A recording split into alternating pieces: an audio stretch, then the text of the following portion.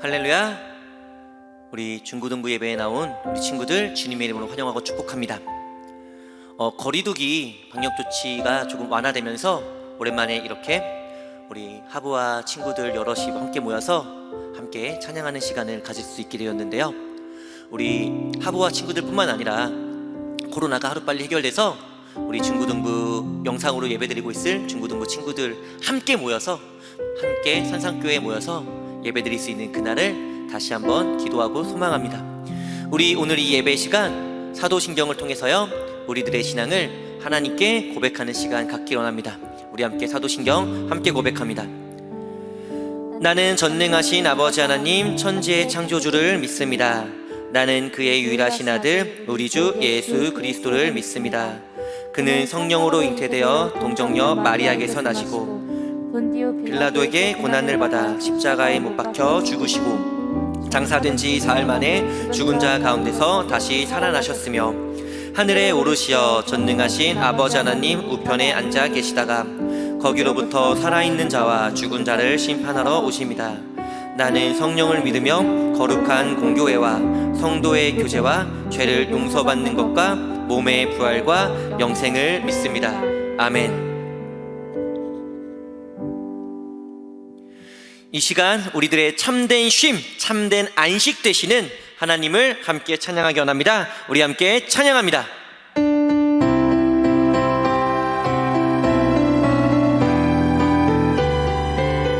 고난 내 영혼, 고난 내 영혼 편히 쉴 곳 봐. 풍랑 일어도 안전한 포구 폭풍까지도 다스리시는 주의 영원한 팔 의지해 주의 영원하신 팔 함께하사 항상 나를 붙드시니 어느 곳에 가든지 요동하지 않음을 주의 팔을 의지함이 나의 믿음이 연약해져도 미리 예비한 힘을 주시며 위태할 때도 안보하시는 주의 영원한 팔 의지해 주의 영원하신 팔 함께하사 항상 나를 붙드시니 어느 곳에 가든지 요동하지 않음을 주의 팔을 의지함이 능치 못한 것 주께 없으니 나의 일생을 주께 맡기면 나의 모든 짐 대신 주시는 주의 영원한 팔을 주의 영원하신 팔 함께하사 항상 나를 붙드시니 어느 곳에 가든지 요동하지 않음을 주의 팔을 의지함이 주의 영원하신 팔 함께하사 항상 나를 붙드시니 어느 곳에 가든지 요동하지 않음은 주의 팔을 의지함이 우리 이어서 주의 팔에 그 크신 팔에 안기세 주의 팔에 영원하신 팔에 한 번 더 주의 팔에 그 크신 팔에 안기세 주의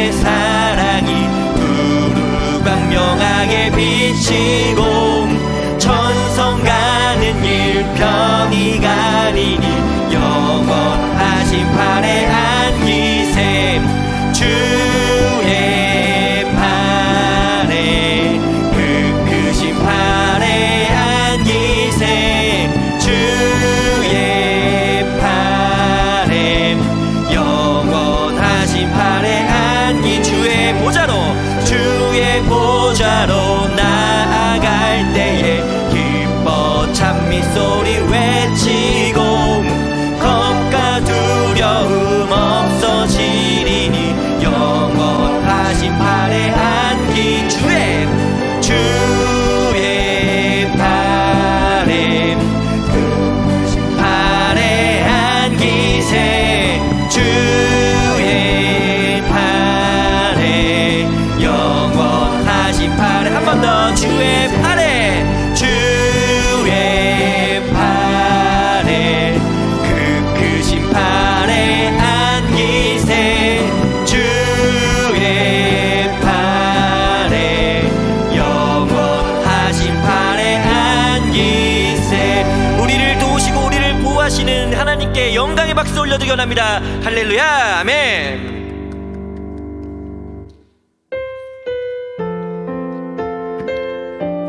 우리가 순종의 걸음을 나아갈 때 주님께서 우리와 함께 하십니다. 믿으십니까? 아멘. 우리 함께 주님의 일하심을 믿으며 함께 찬양할까요? 날이 저물어 갈 때, 날이 저물어 갈 때, 빈들에서 걸을 때, 그때가 하나님의 때, 내 힘으로 안 될 때, 내 힘으로 안 될 때 빈손으로 걸을 우리 고백합시다. 내가 고백해 여호와 이래 우리 모인 이곳에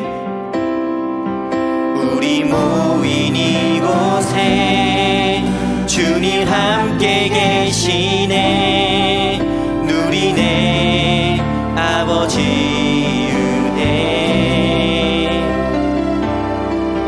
적은 떡과 물고기 내 모든 걸 드릴 때 모두 고백해 여호와 이래 주가 일하시네 주가 일하시네 주께 아끼지 않는 자에게 주가 일하시네 신뢰하며 걷는 자에게 날이 저물어 갈 때 빈들에서 걸을 때 그때가 하나님의 때 내 힘으로 안 될 때 빈손으로 걸을 때 내가 고백해 여호와 이래 주님께서 일하십니다 주가 일하시네 주께 아끼지 않는 자에게 주가 일하시네 신뢰하며 걷는 자 한 번 더 주가 일하시네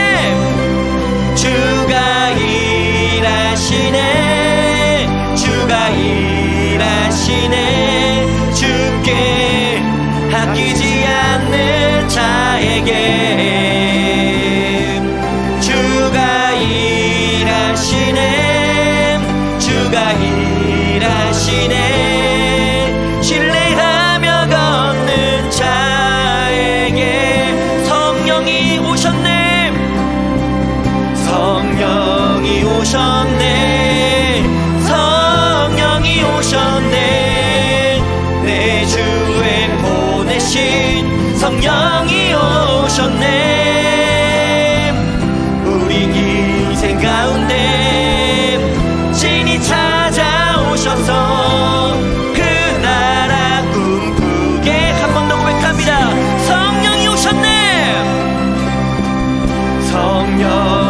오셨네. 성령이 오셨네.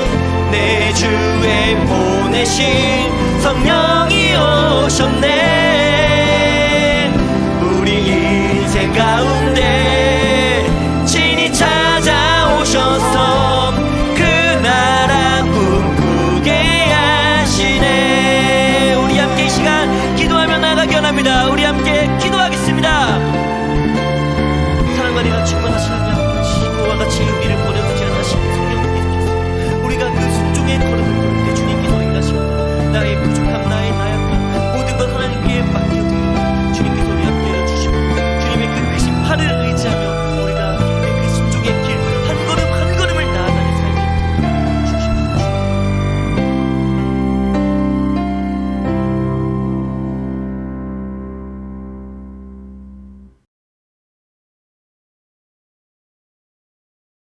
우리의 예배를 허락해 주신 하나님 감사합니다. 비록 지금은 각자의 자리에서 영상을 통해 드리고 있지만 기뻐 받아주심에 감사드립니다. 지난 한 주를 회개합니다. 여러 가지 일들로 인한 스트레스가 있을 때 하나님을 찾지 않고 불평불만만 가지던 저희를 고백합니다. 주님께 예배하는 시간을 가짐으로써 저희의 죄를 용서하여 주세요. 오랜 시간 동안 우리를 괴롭히며 이제는 일상에 가까운 코로나 바이러스가 빨리 종식되어 교회 모두가 모여 주님을 찬양하고 예배드릴 수 있도록 허락하여 주세요.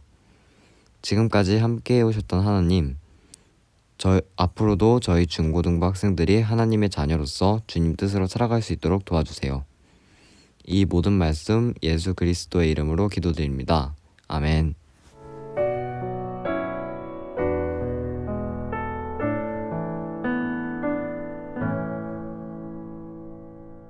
우리 함께 오늘 예배 가운데 하나님께서 우리에게 주신 말씀 함께 보기를 원합니다. 우리 함께 보실 말씀은요 사무엘하 12장 7절부터 14절까지의 말씀입니다. 구약성경 사무엘하 12장 7절부터 14절까지의 말씀 우리 함께 읽도록 하겠습니다. 나단이 다윗에게 이르되 당신이 그 사람이라. 이스라엘의 하나님 여호와께서 이와 같이 이르시기를 내가 너를 이스라엘 왕으로 기름 붓기 위하여 너를 사울의 손에서 구원하고 내 주인의 집을 내게 주고 내 주인의 아내들을 내 품에 두고 이스라엘과 유다 족속을 내게 맡겼느니라. 만일 그것이 부족하였을 것 같으면 내가 내게 이것저것을 더 주었으리라. 그런데 어찌하여 네가 여호와의 말씀을 업신여기고 나 보기에 악을 행하였느냐. 네가 칼로 햇사람 우리아를 치되 암몬 자손의 칼로 죽이고 그의 아내를 빼앗아 네 아내로 삼았도다. 이제 네가 나를 업신여기고 햇사람 우리아의 아내를 빼앗아 내 아내로 삼았은즉 칼이 네 집에서 영원토록 떠나지 아니하리라 하셨고 여호와께서 또 이와 같이 이르시기를 보라 내가 너와 내 집에 재앙을 일으키고 내가 내 눈앞에서 내 아내를 빼앗아 온 이웃들에게 주리니 그 사람이 내 아내들과 더불어 백주에 동침하리라. 너는 은밀히 행하였으나 나는 온 이스라엘 앞에서 백주의 이 일을 행하리라 하였나이다 하니 다윗이 나단에게 이르되 내가 여호와께 죄를 범하였노라 하매 나단이 다윗에게 말하되 여호와께서도 당신의 죄를 사하셨나니 당신이 죽지 아니하려니와 이 일로 말미암아 여호와의 원수가 크게 비방할 거리를 얻게 하셨으니 당신이 낳은 아이가 반드시 죽으리이다 하고. 아멘. 우리는 지난주에요 사무엘상의 말씀을 통해서 고난과 예배라는 주제로 말씀을 함께 보았습니다. 내용을 간단히 요약해 드리자면요 당시 이스라엘 민족에게는 블레셋이라는 고난이 있었고요 그 블레셋이 이스라엘을 쳐들어오게 됩니다. 이때 이스라엘은 고난 앞에서 흔들리거나 무너지는 것이 아니라 사무엘과 함께 하나님께 온전한 예배를 올려드렸고 그 온전한 예배의 결과로 하나님의 도우심을 통해 블레셋을 무찌를 수가 있었죠. 그래서 지난주 말씀의 핵심은 크게 두 가지였습니다.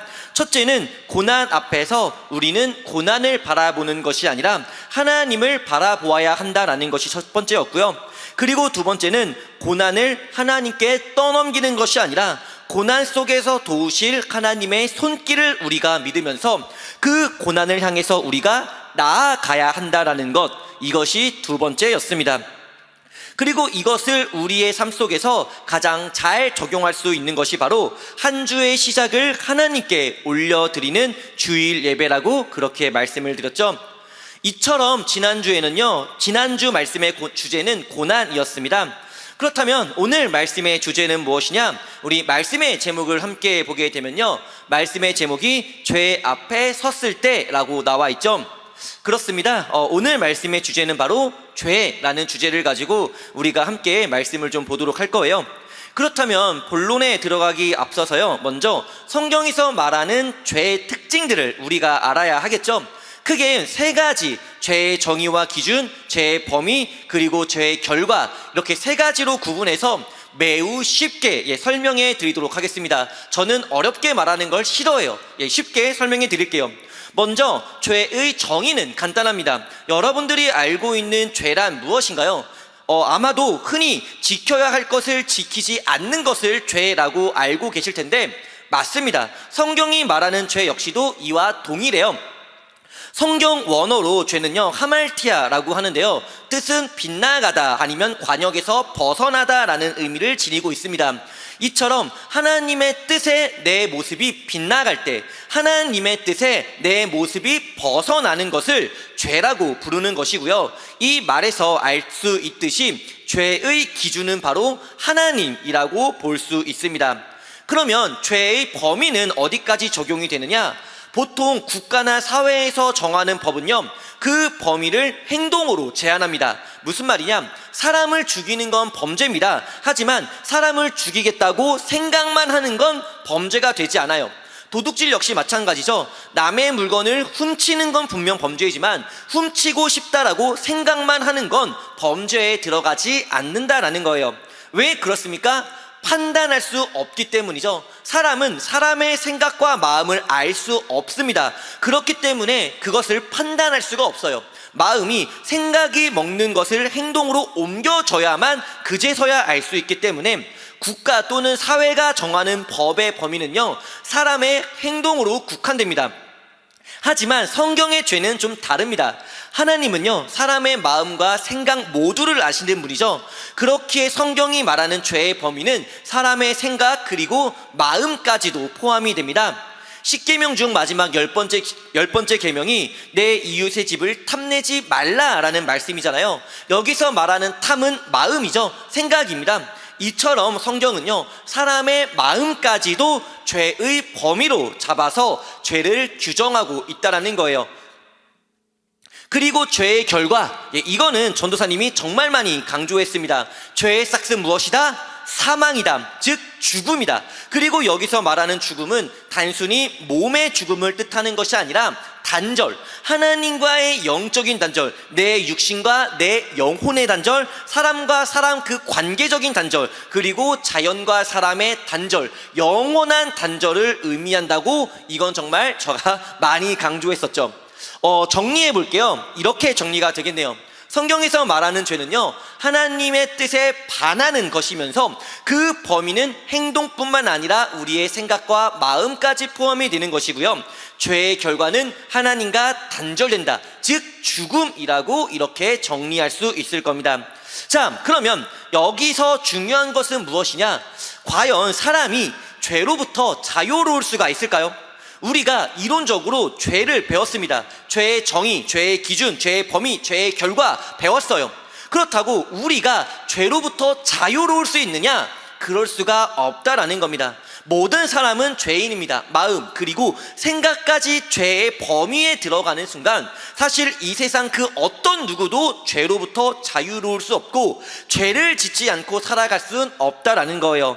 전도사님도 마찬가지고요, 이 설교를 듣고 있는 우리 중고등부 친구들 역시 모두 마찬가지입니다. 심지어 성경에 기록된 수많은 믿음의 사람들 역시 죄인이라는 것을 성경 스스로가 보여주고 있다라는 겁니다. 그렇다면 우리는 살아가는 데 있어서 이 죄라고 하는 삶의 요소를 어떻게 생각해야 하는 것일까요? 받아들여야 하는 것일까요? 네, 맞습니다. 받아들여야 합니다. 우리가 내 스스로 죄인이라는 것을 받아들이지 못하면 우리는 교만해집니다. 내가 뭔 잘못했어, 내가 하나님 앞에 난 언제나 당당해 하는 그런 교만한 모습을 받아들이게 되고요, 결국 성경을 진리로 받아들이지 못하게 됩니다. 하지만 여기서 중요한 것은 무엇이냐? 죄는 인정하되 죄에 익숙해져서는 결코 안 된다라는 거예요. 난 죄인 맞아, 그러니까 뭐 죄나 짓고 살아야지 라고 생각해서 그 죄에 너무 익숙해져 버린다면 그 모습은 결코 하나님의 거룩한 백성이라 말할 수 없게 될 겁니다. 세상을 비추는 세상의 빛과 소금이 아니라 세상을 어둡고 더럽게 만드는 세상의 균과 곰팡이가 될 뿐이겠죠. 사람은 누구나 똥을 싸지만 아무 데서나 똥을 싸지르면 안 되는 것처럼요, 사람은 누구나 죄인이지만 아무 데서나 죄를 싸지르고 다니면 안 된다라는 겁니다. 그렇기 때문에 우리가 이것을 인지합시다. 우리는 죄인입니다. 맞습니다. 하지만 그럼에도 죄에 빠져 사는 것이 아니라 하나님의 뜻으로 죄를 구분하고 죄와 맞서 싸우며 죄로부터 끊임없이 벗어나기 위해 몸부림치며 사는 것이, 이것이 오늘날을 살아가는 그리스도인, 즉 우리들의 삶의 모습이 되어야 한다라는 것이죠. 이것을 기억하면서 오늘의 말씀을 우리가 함께 보기를 원합니다. 오늘 말씀의 내용은요, 범죄한 다윗을 책망하는 나단 선지자에 관한 말씀이에요. 다윗은 왕이 된 이후에 자신의 부하였던 우리아의 아내를 빼앗는 치명적인 범죄를 저지릅니다. 그뿐만 아니라 우리아가 그 사실을 눈치챌까봐 우리아를 전쟁터로 보내서 그를 제거하는 치밀한 계획살인까지 하게 되죠. 어마어마한 범죄를 저지릅니다. 그리고 이 죄를 나단 선지자가 책망하는 것이 바로 오늘 본문 말씀의 내용이라고 말할 수 있는데, 그렇다면 오늘 이 말씀을 통해서요, 우리가 우리의 삶 속에서 마주하게 될 수많은 죄악들, 우리가 죄 앞에 서게 됐을 때 우리는 과연 어떠한 마음가짐을 가져야 하며 또 어떻게 그 죄를 이기고 무찌를 수 있는지 우리가 오늘의 말씀을 함께 보기를 원합니다. 먼저 성경은요, 우리가 죄 앞에 서게 됐을 때 우리에게 하나님께서 주신 은혜의 목적을 기억하라고 말씀해 주고 있는데, 그 말씀이 본문 7절부터 9절까지 나와 있습니다. 우리 7절부터 9절까지의 말씀 함께 읽어보도록 할게요. 함께 읽겠습니다. 시작. 나단이 다윗에게 이르되 당신이 그 사람이라. 이스라엘의 하나님 여호와께서 이와 같이 이르시기를 내가 너를 이스라엘 왕으로 기름 붓기 위하여 너를 사울의 손에서 구원하고 내 주인의 집을 내게 주고 내 주인의 아내들을 내 품에 두고 이스라엘과 유다 족속을 내게 맡겼느니라. 만일 그것이 부족하였을 것 같으면 내가 내게 이것저것을 더 주었으리라. 그러한데 어찌하여 네가 여호와의 말씀을 업신여기고 나 보기에 악을 행하였느냐. 네가 칼로 햇사람 우리아를 치되 암몬 자손의 칼로 죽이고 그의 아내를 빼앗아 내 아내로 삼았도다. 아멘. 9절 후반부를 보게 되면요, 다윗의 죄에 대한 내용이 요약되어 있습니다. 네가 칼로 햇사람 우리아를 치되 암몬 자손의 칼로 죽이고 그의 아내를 빼앗아 내 아내로 삼았도다. 간접살인과 간음, 이 두 가지의 엄청난 죄가 기록되어 있죠. 그런데 생각해보면요, 어떻게 다윗이 이러한 죄를 지을 수 있었던 것일까요? 누군가의 아내를 빼앗는 것, 그리고 그 아내의 남편을 전쟁터로 보내서 죽게 만드는 것, 사실 이 모든 것이 가능했던 이유는요, 바로 다윗의 직위 때문이었습니다. 왕이라는 그 직위를 이용해서 우리아의 아내를 빼앗을 수 있었고요, 더 나아가 우리아를 전쟁터로 보내 죽게 만들 수 있었다는 것이죠. 다윗이 왕이었기 때문에 이 모든 범죄가 가능했었다는 겁니다. 그렇기에 이것은 매우 충격적입니다. 왜 그렇습니까? 다윗을 왕으로 세우신 분은 누구십니까? 바로 하나님이시죠. 7절에도 그 말씀이 언급됩니다. 내가 너를 이스라엘 왕으로 기름 붓기 위하여 너를 사울의 손에서 구원하고. 그렇습니다. 다윗을 왕으로 세우신 분은 하나님이셨고요, 심지어 다윗을 왕으로 세우기 위해서 하나님은요, 다윗으로 하여금 골리앗을 이기게 하셨고, 다윗이 처한 수많은 죽을 고비 가운데 다윗을 지키시고 그를 보호하시고 그를 인도해 주셨습니다. 다윗이 이스라엘 왕이 될 수 있었던 과정을 쭉 살펴보게 되면 결국 하나님의 은혜 아닌 것이 하나도 없는데, 다윗은 오히려 그 하나님의 은혜를, 그 하나님의 복을 남용하여 자신의 욕망을 채우는 범죄의 도구로 타락시켜 버렸다라는 겁니다. 어떻습니까? 이렇게 들으니까 괘씸하지 않습니까? 뭐 이런 놈이 다 있지라는 생각이 들지 않습니까? 그런데요, 과연 이 모습이요, 다윗만 그런 것이라고 우리가 말할 수 있을까요? 다윗이 특별히 남들보다 더 악하고 마음이 더러워서 하나님의 은혜를 죄악의 도구로 사용하는 그런 특별 케이스라고 볼 수는 없을 겁니다. 왜요? 성경에 기록된 여러 죄악된 모습들 모두가 하나님께서 주신 은혜를 죄악의 도구로 변질시킨 결과이기 때문에 그렇죠. 우리 역시 다르지 않습니다. 우리가 짓고 있는 죄 역시 다르지 않아요. 우리가 행하는 죄, 여러분들이 행하고 제가 행하는 죄, 남에게 말할 수 있는 죄, 남에게 말할 수 없는 그 차마 입에 담을 수 없는 더러운 죄악들, 우리는 어떻게 그 죄를 지을 수 있습니까? 무엇을 변질시킨 결과입니까? 모두 하나님께서 주신 그 은혜를 변질시킨 결과입니다. 아닌 것 같습니까? 한번 따져봅시다. 우리의 생명 누가 주셨습니까? 하나님께서 우리에게 주셨어요. 그리고 우리에게 생명을 주신 목적은요, 이사야 43장 23절에 근거하면 하나님을 찬송하기 위함이라고 기록되어 있습니다. 우리의 생명의 목적은 하나님을 찬송하는 것인데, 그런데 우리는 이 생명을 가지고 죄를 지어요. 생명이라는 하나님의 은혜를 변질시킨 겁니다. 다윗만 괘씸하다고 말할 수 있겠습니까? 아니라는 것이죠. 우리 역시 마찬가지라는 겁니다. 다윗이 왕의 권력의 남용으로 지은 죄와 우리의 삶 속에서 하나님 앞에 짓는 죄는 결국 똑같이 하나님 은혜의 변질 이후 남용의 결과라는 것이죠. 그렇기 때문에 우리가 우리의 삶 속에서 죄 앞에 서게 됐을 때, 또는 우리의 삶 속에서 유혹 앞에 서게 됐을 때 우리는 이것을 기억해야 합니다. 왜 하나님께서 이 은혜를 나에게 베풀어 주셨는가? 은혜의 목적을 기억하시기를 주님의 이름으로 소원합니다. 은혜의 목적을 우리가 기억할 때 우리는 죄를 이길 수 있습니다. 유혹을 벗어날 수 있습니다. 혹시 남들보다 덩치가 좀 크고 힘이 센 중고등부 친구들 있습니까? 제가 알기로는 없는 것 같은데, 어쨌든 왜 하나님께서 여러분들에게 그러한 덩치와 힘을 주셨는지를 기억하시길 바랍니다. 분명한 것은요, 그 힘과 덩치를 가지고 일진놀이 하면서 친구 하나 빵 셔틀 만들어서 매점에서 빵 하나 편하게 먹으라고 그 힘과 덩치를 준 것은 분명 아닐 겁니다. 남들보다 공부 잘하는 친구들 역시 마찬가지죠. 공부 못하는 사람 무시하고 낄낄거리라고 주신 지혜가 결코 아닐 거고요. 특별히 이제 청소년 시기를 거의 다 마치고 성년의 길로 들어서기에 앞선 우리 고3 친구들, 성인이 되기까지 약 2개월 정도 남았습니다. 술에 빠져 살고 간지나게 시가렛 한번 피워보라고 하나님께서 여러분들을 지금까지 인도해 주신 게 결코 아닙니다. 기억하시길 바랍니다. 하나님께서 왜 여러분들을 보호하셨는가? 왜 이 길로 인도해 주셨는가? 하나님께서 우리들에게 왜 이러한 은혜를 베풀어 주셨는가? 그 목적을 기억하고 이유를 생각하면서 어떻게 하는 것이 하나님께서 내게 주신 은혜에 합당한 삶이며, 또 어떻게 하는 것이 하나님께서 인도해 주신 내 삶에 합당한 모습일지를 기억하는 것, 이것이 우리가 죄 앞에 서게 됐을 때 기억해야 할 첫 번째입니다. 그리고 우리가 죄 앞에 섰을 때 기억해야 할 두 번째가 있습니다. 무엇이냐?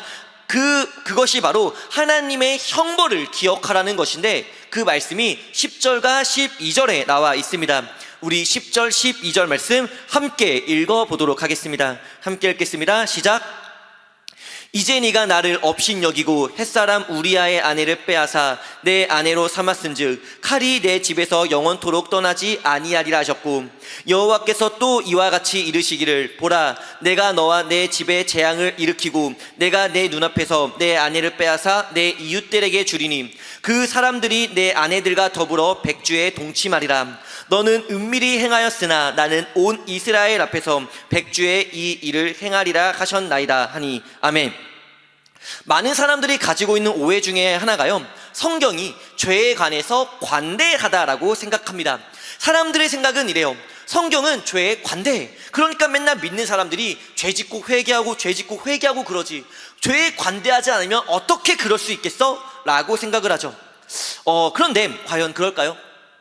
2017년쯤이었나요? 신과 함께라는 영화가 개봉한 적이 있었습니다. 워낙 유명한 영화였기 때문에 전도사님도 그 영화를 봤고요. 그 당시 그 영화에 관한 리뷰도 쭉 한번 찾아보다가 이런 댓글을 본 적이 있어요. 영화 신과 함께를 보면 살면서 죄 짓지 말라는 생각이 드는데 성경을 보면선 단 한 번도 그런 생각을 가져본 적 없다라는 댓글이었습니다. 확신하건대 이 인간 분명 성경 제대로 한 번도 읽어본 적 없는 사람일 겁니다. 여러분들의 생각은 어떻습니까? 성경이 정말 죄에 관해서 관대하다라고 생각하십니까? 답을 말씀해 드리자면요, 결코 아닙니다. 절대 아니에요. 오히려 성경만큼 죄를 무겁게 말하는 책은 세상에 없습니다. 생각해 보세요. 선악과를 먹으면 죽는데요, 아니 먹지 말라는 열매 하나 먹었다고 반드시 죽는다고 말하는 책이 세상에 어디 있습니까? 이승탈출 넘버원도 이 정도는 아닙니다. 뿐만 아니죠, 로마서 6장 23절 죄의 삭은 사망이요, 제가 자주 언급한 말씀입니다. 죄의 결과는 사망, 죽음이라고 말하는 게 성경입니다. 게다가 마태복음 18장 8절 9절에는요 이렇게까지 기록되어 있습니다. 제가 읽어드릴게요. 만일 너의 손이나 너의 발이 너를 범죄하게 하거든 찍어버리라. 장애인이나 다리 저는 자로 영생에 들어가는 것이 두 손과 두 발을 가지고 영원한 불에 던져지는 것보다 나으리라. 만일 너의 눈이 너를 범죄하게 하거든 빼어버리라. 한 눈으로 영생에 들어가는 것이 두 눈을 가지고 지옥불에 들어가는 것보다 나으리라. 아멘. 성경이 죄에 대해 가볍습니까? 관대합니까? 아니죠. 죄에 대해 결단코 관대하지 않습니다. 단 한 번도 관대하게 말한 적이 없어요. 오늘 본문도 보세요. 다윗의 범죄에 관해서 하나님의 형벌 가볍다고 생각되십니까? 10절에 칼이 내 집에 영원토록 떠나지 아니하리라. 11절 재앙과 내 아내를 빼앗아 내 이웃에게 주겠다라는 이 말씀이 가벼운 형벌이라고 생각되십니까? 그렇지 않다라는 겁니다. 잘못을 저지른 다윗이 불쌍하게 생각될 만큼 하나님께서는 다윗에게 크고 무거운 벌을 내리고 계시다라는 겁니다. 우리가요 기억합시다. 죄에 대한 하나님의 형벌은요 결코 가볍지 않습니다. 죄에 대한 성경의 결말은 결코 우습지 않습니다. 우리가 물론 지금 당장 죄를 짓는다고 해서요 지금 당장 하나님의 형벌이 쾅 하고 내려 찍는 건 아니에요. 하지만 그렇기에 그것이 더 무서운 겁니다. 왜요? 사람에게 죄를 지으는 건요 시간이 지나면 좀 잊혀져요. 하지만 하나님께 죄를 짓는 건 시간이 지나면 지날수록 쌓입니다. 축적이 돼요. 누적이 됩니다. 그리고 이렇게 쌓이고 쌓여 받게 되는 최고 형벌이 무엇입니까? 바로 하나님께 영원히 버림받는 겁니다. 줄여서 지옥이라고 말하죠. 우리가요 인생을 살아가면서 죄 앞에 서게 됐을 때 우리는 첫째로 하나님께서 주신 은혜의 목적을 기억해야 합니다. 하지만 그것만으로도 우리가 죄를 이길 수 없다면 이 두 번째, 죄지음으로 말미암아 받게 될 하나님의 무거운 형벌을 기억하시기를 바랍니다. 이것을 기억함으로 죄를 이기고 유혹을 물리쳐낼 수 있는 우리 중고등부 친구들 모두가 되시기를 주님의 이름으로 간절히 소원합니다. 그리고 우리 마지막으로 우리가 죄 앞에 서게 됐을 때 기억해야 할 세 번째가 있는데요, 그 세 번째에 관한 말씀이 13절 14절에 나와 있습니다. 우리 13절 14절의 말씀 함께 읽어보도록 하겠습니다. 함께 읽겠습니다. 시작. 다윗이 나단에게 이르되 내가 여호와께 죄를 범하였노라 하매 나단이 다윗에게 말하되 여호와께서도 당신의 죄를 사하셨나니 당신이 죽지 아니하려니와 이 일로 말미암아 여호와의 원수가 크게 비방할 거리를 얻게 하셨으니 당신이 낳은 아이가 반드시 죽으리다 하고. 아멘. 특별히 14절 말씀을 보게 되면요 나단 선지자가 다윗에게 말합니다. 이 일로 말미암아 당신이 낳는 아기가 반드시 죽으리이다. 사실 이 말씀을 보면서요 이렇게 생각할 수도 있습니다. 아기가 무슨 죄지? 아니 죽을 거면 다윗이 죽어야지 왜 아무런 죄 없는 아직 태어나지도 않은 아기의 생명을 하나님께서는 걷어가시는 걸까? 라고 생각할 수 있어요.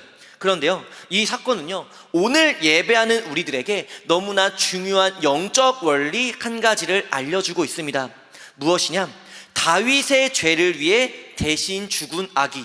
이 말을 들으면 누군가가 떠오르지 않습니까? 다시 한번, 다윗의 죄를 위해 대신 죽은 아기. 누가 떠오릅니까?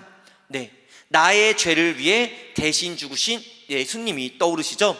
그렇습니다. 이 사건은요 대신 죄를 갚아주는 속죄, 대속이라고 하는 영적 원리를 우리에게 알려주고 있습니다. 여러분들은요 예수님께서 정말로 여러분들의 죄를 위해 십자가에 죽으셨음을 믿으십니까? 다윗이요 자신의 죄 때문에 아기가 죽습니다. 실제로 죽어요. 그러면 이 다윗이 아기의 죽음을 생각하면서 같은 죄를 반복해서 지을 수 있을까요? 자신의 욕망을 이기지 못하고 억제하지 못해서 밧세바를 간음합니다. 그런데 그 결과로 아기가 죽습니다. 다시 간음할 수 있겠습니까? 아기가 죽은 것이 자기 자신 때문이라고 하나님께서 그렇게 말씀하셨고, 실제로 아기가 자기 때문에 죽었는데 그런 죄를 또 한 번 짓는다면 그건 제정신이 아닌 놈입니다. 다시 한번 묻습니다. 여러분들은요, 예수님께서 정말로 여러분들의 죄를 위해서 십자가에 죽으셨음을 믿으십니까? 믿으십니까? 믿는다면 우리가 죄 앞에 섰을 때, 우리를 무너뜨리는 유혹 앞에 서게 됐을 때 예수님의 십자가를 기억해야 합니다. 내 죄를 위해 죽으신 예수님, 아니 내 죄 때문에 죽으신 예수님을 기억하면서 그 죄를 이깁시다. 그 유혹을 뿌리치시다. 예수 그리스도의 십자가, 이것이 우리가 죄 앞에 서게 됐을 때 기억해야 할 마지막 세 번째라는 것을 말씀드립니다. 이제 말씀을 좀 맺도록 하겠습니다. 사람은요, 누구나 죄인입니다. 죄로부터 자유로울 수 없습니다. 맞습니다. 하지만 그럼에도 죄에 빠져 살아선 안 되고요, 죄에 익숙해짐으로써 내 양심이, 내 신앙이 무너져서는 더더욱 안 될 겁니다. 세상은요, 죄를 당연시 여깁니다. 죄를 즐깁니다. 심지어 그 즐기는 죄를 부러워하기까지 합니다. 이것이 세상이 죄를 대하는 모습입니다. 하지만 우리는 세상과 달라야 합니다. 우리는 천국 백성, 하나님께 속한 백성이요, 하나님의 자녀로서 비록 그들과 같은 죄인인 건 맞지만 죄를 당연시하는 것이 아니라 죄를 멀리해야 하고요, 죄를 즐기는 것이 아니라 죄를 미워해야 하며, 세상이 죄를 부러워할 때 우리는 죄와 싸우는 삶을 살아야 할 줄을 믿으시기를 주님의 이름으로 소원합니다. 우리가요, 죄 앞에 서게 됐을 때 이 세 가지를 기억합시다. 하나님께서 내게 주신 그 은혜의 목적을 기억하고, 죄로 말미암아 받게 될 하나님의 형벌을 기억하고, 무엇보다 내 죄로 인해서, 내 죄 때문에 십자가에 죽으신 예수님의 희생을 기억함으로 말미암아 죄를 멀리하는 삶, 죄를 미워하는 인생, 죄와 싸우며 살아가는 거룩한 세상의 빛과 소금의 삶을 살아가는 우리 귀한 산상교회 중고등부 친구들 모두가 되시기를 주님의 이름으로 간절히 소원합니다.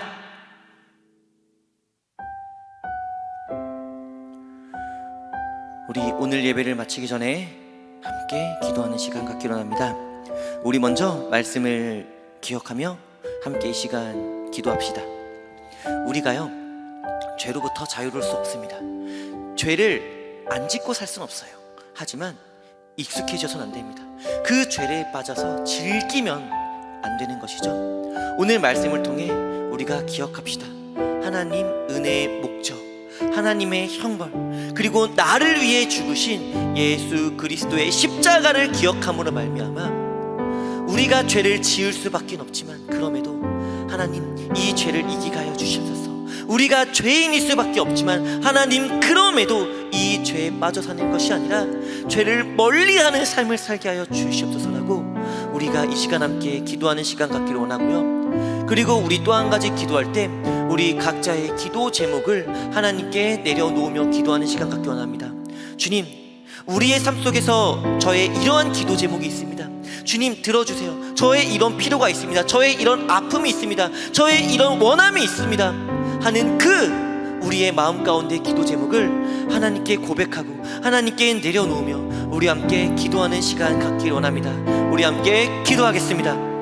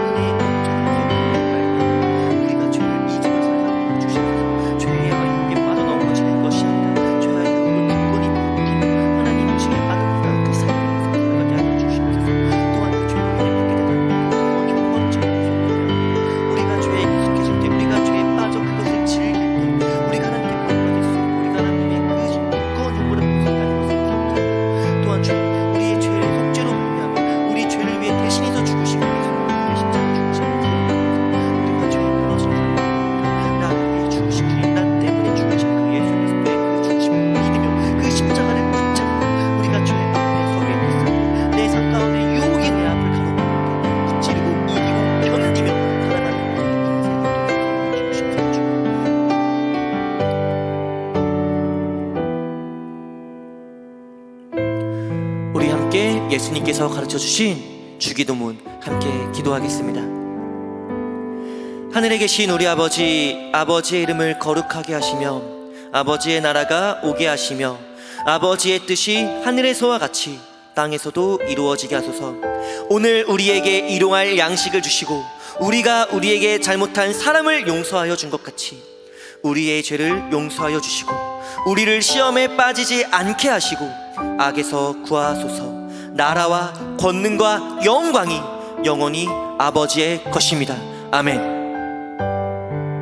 오늘 예배를 허락하고 오늘 예배를 받아주신 하나님께 감사의 박수, 영광의 박수 올려드리기 원합니다. 할렐루야.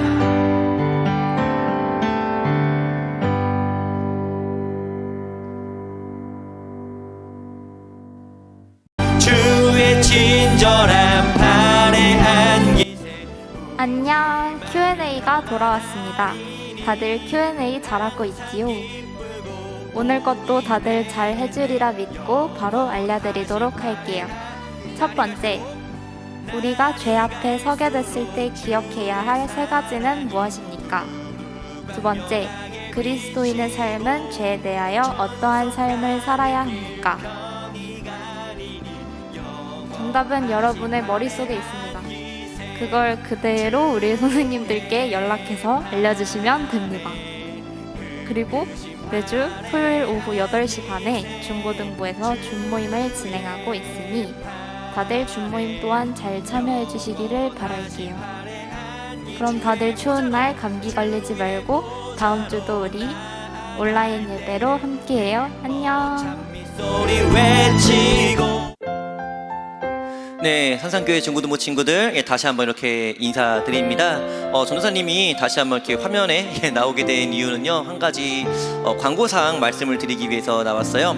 오늘 이 예배 영상 촬영 날짜가 이제는 10월 23일 토요일입니다. 그래서 내일 모레 10월 25일 월요일이 되면요, 전도사님이 이제는 목사 안수를 받게 돼요. 현장에서 우리가 예배를 드리면 전도사님이 여러분들을 직접 만나면서 또 이렇게 인사도 하고 이런 광고사항도 말씀드리고 또 여러분들이 저에게 주는 어떤 축하도 같이 받고 싶었지만 이렇게 영상으로 이렇게 이 목사 안수식을 알려드리게 됐네요. 전도사님이 다음 주부터는 이렇게 진학동 목사님으로 이제 소개가 될 거고요. 제가 목사님이 되어서도 언제나 겸손하고 또 낮은 자의 사역자의 모습으로 여러분들을 잘 섬기고 맡은 바 최선을 다할 수 있는 그런 목사님이 될 수 있도록 우리 중고등부 친구들도 많은 기도를 부탁드릴게요. 그러면은 다음 주에는 진학동 전도사님이 아니라 진학동 목사님으로서 여러분들과 만나도록 하겠습니다. 모두들 건강히 잘 지내세요. 안녕.